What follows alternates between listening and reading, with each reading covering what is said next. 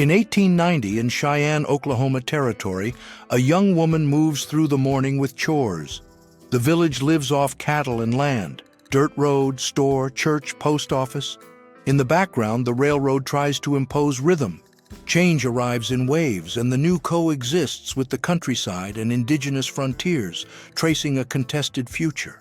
In 1888, the portrait of Lily Mae Smith Tucker, of Cherokee descent and daughter of leader Nimrod Jarrett Smith, was recorded. The image highlights the presence of the Cherokee Nation in the post-Civil War era in western North Carolina and is part of an ethnographic cataloging effort of the period, preserving memory and historical context. Marcia Pascal descends from a lineage that brings together Lieutenant Colonel George W. Paschal and ties with Cherokee culture. Through family records, the military memory, the crossings of the 19th century, and the heritage of names, trades, and rituals emerge, shaping her identity and sustaining the continuity of the group. Subscribe to our channel and leave a comment about what you like to watch. In 1898, Frank Reinhardt recorded Hattie Tom of the Chiricahua Apache.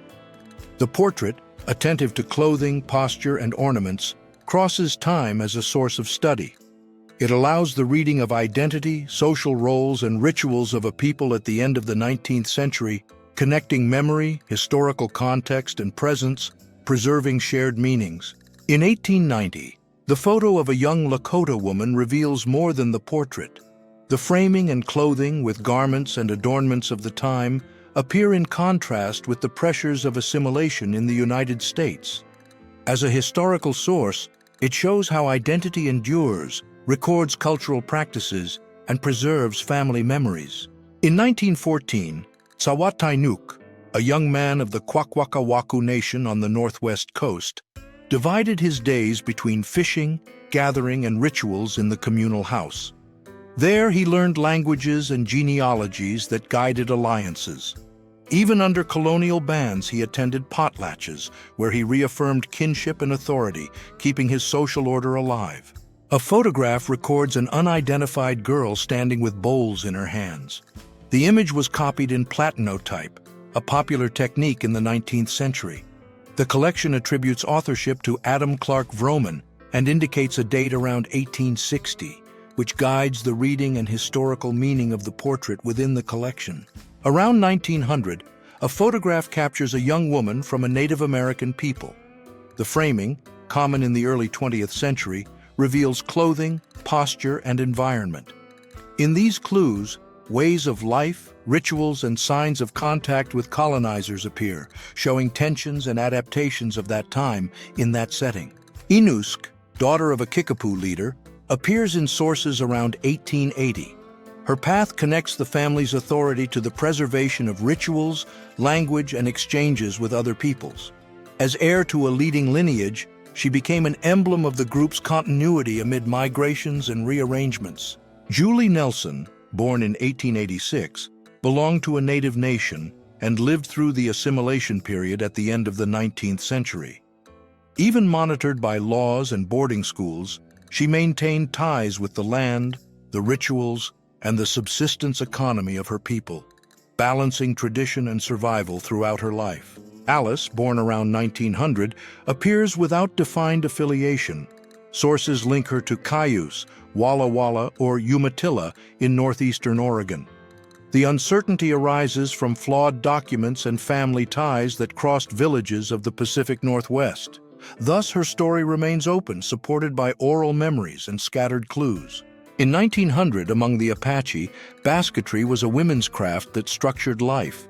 Sources of the time called these women squaws, now recognized as a derogatory term.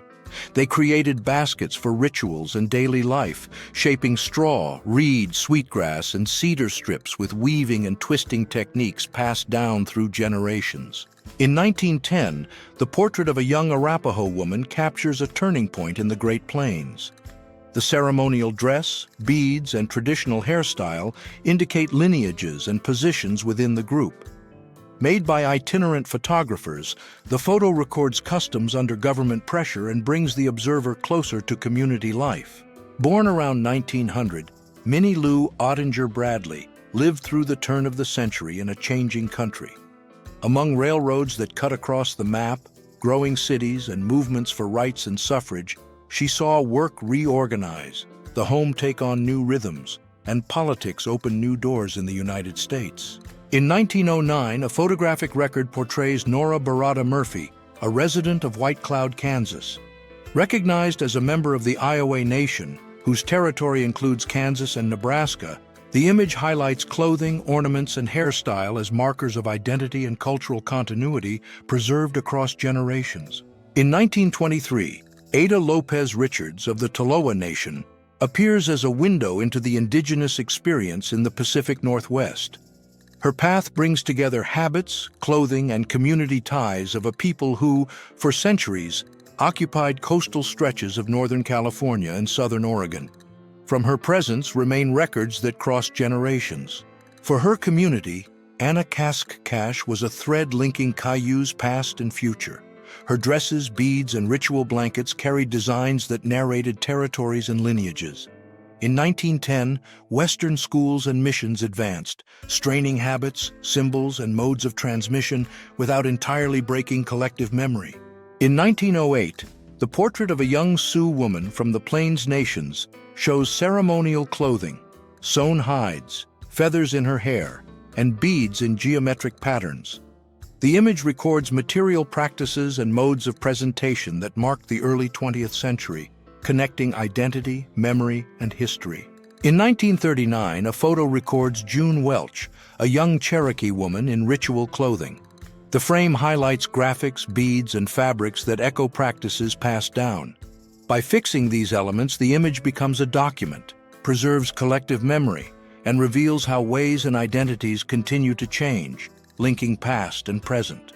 In 1886, at Fort Marion, Florida, Lena was born, daughter of Geronimo Chiricahua leader. She came into the world while her father was held as a war captive at the end of the campaigns against the Apache. This beginning defined her story, growing up between memories of exile and the weight of a legacy in dispute, forcibly inherited. In 1910, a young Kiowa woman crossed the Great Plains between periods in fixed villages and seasonal travels. On the reservations, she followed the colonial order while sustaining domestic life, cooking, making crafts, caring for children, participating in ceremonies, safeguarding narratives and oral knowledge, and preserving collective memory. Around 1900, Josefa Rios, of the Tohono O'odham people, then called Papago, acted as a leader in villages in southern Arizona and Sonora. She participated in seasonal rituals, taught the language to children and adults, and passed on agricultural techniques, articulating collective memory and identity continuity in the face of colonial changes.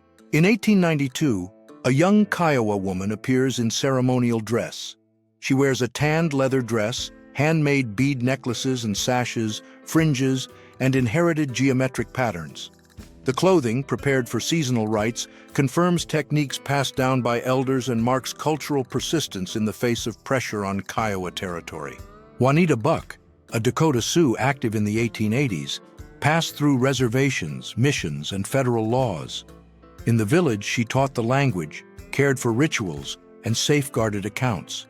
As a witness, she recorded the struggle for land, forced displacements, uncertain agreements, military clashes, and mourning that redefined her people's destiny.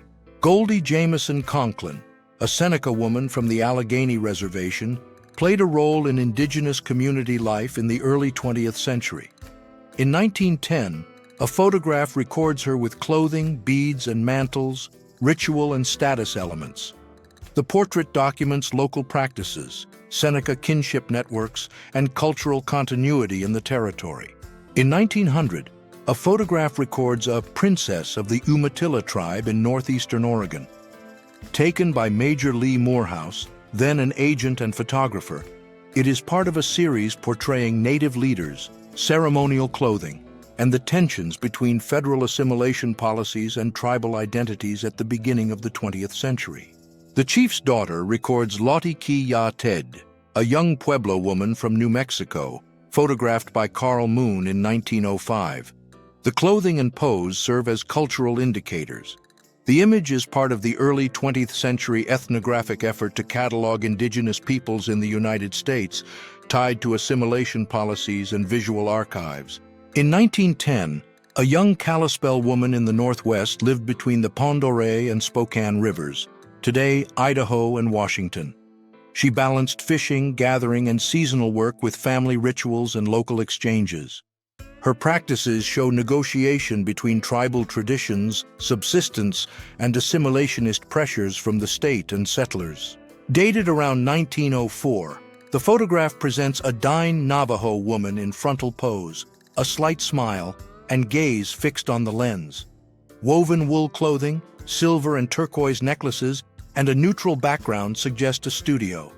The set indicates daily practices, exchange networks, and self-presentation in the early 20th century. In 1899, in Seattle, LaRoche, a young woman of the Yakama Nation, gained notoriety while moving through fairs and central streets. Newspapers and testimonies recorded her figure, her clothing, and her speech, revealing daily encounters between indigenous people and urban society. In the city, she became a public reference of Yakama identity. A 1908 photo records Awe-Ayu, pretty flower, of the Seneca Nation.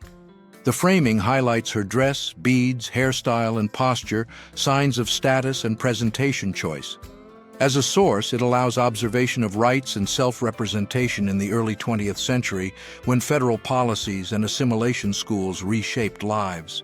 Kau-Utis, a Caddo woman, was photographed in 1906 by George Bancroft. The photo records the passage into the 20th century, when the Caddo of eastern Texas and Louisiana faced federal assimilation programs but maintained agricultural rituals, basketry, and river veneration, pillars of their social life. In 1907, photographer Edward S. Curtis portrayed Lucille, a Dakota Sioux woman, as part of his ethnographic survey. She appears frontally, wrapped in a mantle, hair tied in traditional style, beaded necklaces and bracelets. The facial marks record the passage of time and belonging to her community and territory. In 1894, a photograph shows a Kiowa woman smiling, a rare gesture in formal portraits. The framing indicates negotiation with the photographer and asserts her agency. The smile suggests community ties in the Great Plains, while the group faced reservations and federal assimilation policies in what was then Indian Territory. In 1905, in Black River Falls, Wisconsin, a young Ho-Chunk woman identified as Kate Thunder Minor is photographed. She poses frontally, holding the gaze of the camera, wearing a plaid shawl with fringes. The record, with direct framing, highlights clothing choices and modes of presentation in that local context. In 1898, a photograph records a young Assiniboine woman in the Great Plains.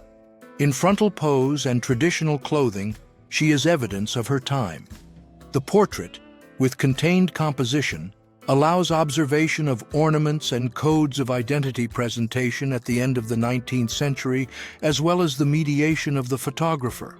Zitkala Sa, born Gertrude Simmons Bonin, Lakota author and activist, recorded in English in the early 20th century, experiences of forced schooling in boarding schools and the conflicts between tribal norms and assimilation policies. Her memoirs and essays helped consolidate indigenous discourse in the United States. Around 1900, a photograph records a woman of the Crow Nation in open land, beside a teepee near Sheridan, Wyoming. She wears a dress decorated with elk teeth, a leather belt, and beaded necklaces. The record highlights clothing patterns and aspects of daily life in a seasonal camp. Atra Ason, also recorded as Bertha Thompson, appears in 1914 in lists and certificates in California. Daughter of Milton James Thompson and Chinawa, a Yurok woman, her mention is part of efforts by researchers and authorities to fix indigenous affiliation and support land claims and tribal recognition. Julia Ann Keika, a Umatilla woman, is recorded in a studio photograph dated 1880. The portrait highlights community ties and material elements of her culture and situates her at the turn of the 19th century, when federal policies and trade networks intensified colonial contacts in the Pacific Northwest. The photograph, dated 1900, portrays a young Native American woman of unrecorded identity. She wears traditional clothing with beads, fringes, and embroidered fabric, a sign of belonging to a specific group. The portrait allows analysis of indigenous youth clothing patterns and modes of presentation in that context.